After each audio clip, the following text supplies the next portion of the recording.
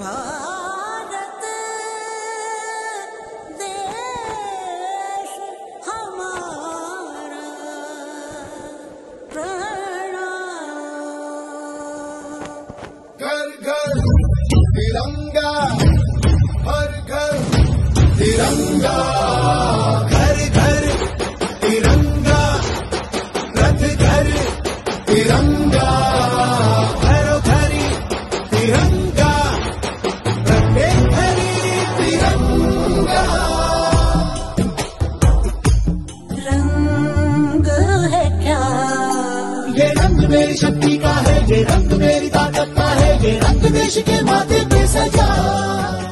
ప్రజలందరూ దేశభక్తిని గుర్తుంచుకుంటూ దేశం అనేది అమ్మతో సమానం. అటువంటి దేశాన్ని మనము భక్తితో మనం పూజించాల్సిన అవసరం ఉంది. అందులో భాగంగానే ఈ రోజు ఇంత భారీ ర్యాలీ ఈ రోజు ఏర్పాటు చేయడం చాలా సంతోషం.